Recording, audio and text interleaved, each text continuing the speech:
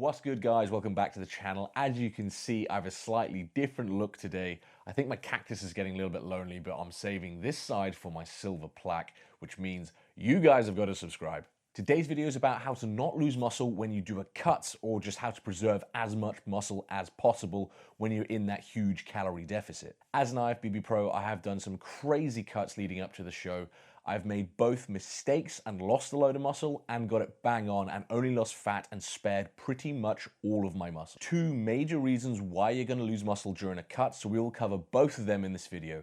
But essentially, it's pretty much poor diet choices or poor workout choices. So let's start with the diet. Pretty big mistake with the diet is underestimating how much protein you actually need to consume. A lot of people aim for 1 gram of protein per pound of body weight. But when you cut, I advise bumping that up to 1.2 minimum.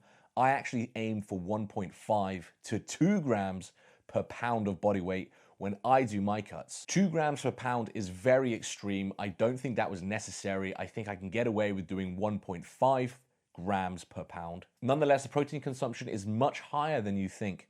If you have low amino acids in your blood, when you're in a calorie deficit, your body is actually going to go to the muscle to break down into amino acids to be used as energy. If we have high amounts of amino acids in the bloodstream, then your body will use that for energy instead, so it won't actually have to revert to the muscle. So that's generally why we increase protein when we cut. Another pretty big diet mistake is having a deficit too extreme. Not to mention the metabolism issues you're going to get, shutting your metabolism down.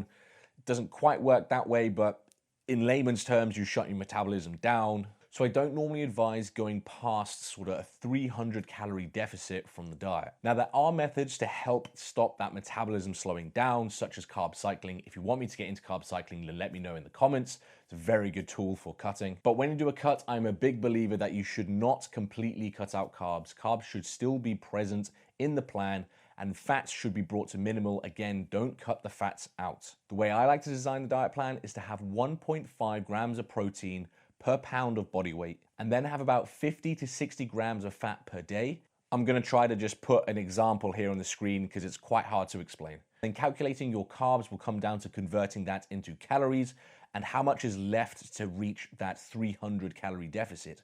And that's how many carbs you take. Now, it is super important when you plan your meals to have the most amount of energy when you perform your workouts. But we're going to circle back to that because now I want to get into what's going wrong with the workout itself. A huge mistake I see so many people make is changing the workouts when they come to do the cut. You've just spent your entire off season or your bulk gaining new muscle tissue by lifting heavy reps, by lifting heavy rates, by lifting heavy weights sort of in that 8 to 10 to 12, by lifting heavy weights sort of between that 8 to 12 rep range, and you successfully grow muscle by doing that. But then for some reason when it comes to cutting, you then increase the rep range and you start doing this 20 plus reps per set, 4 to 5 sets.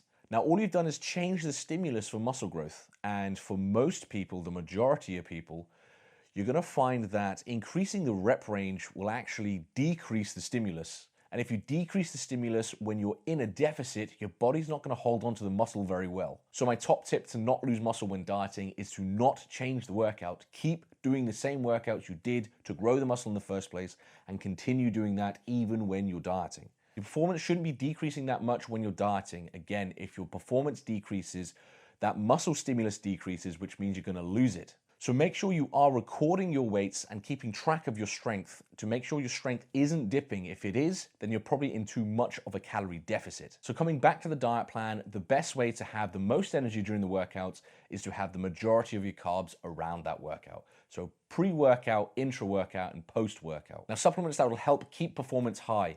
Creatine. Don't cut the creatine out thinking you're going to drop your water weight. There really isn't that much water weight associated with creatine, and plus the goal is to lose fat, not water. Another supplement I highly recommend is using essential amino acids during your workout.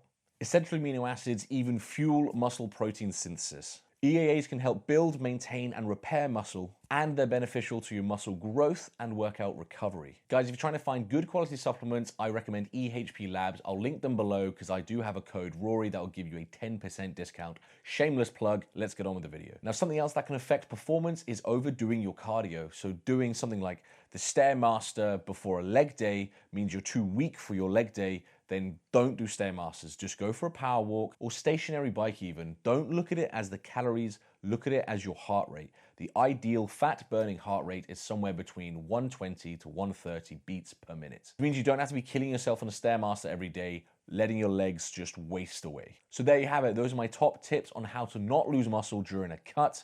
If you guys enjoyed the video, you can let me know by liking the video and subscribing to the channel.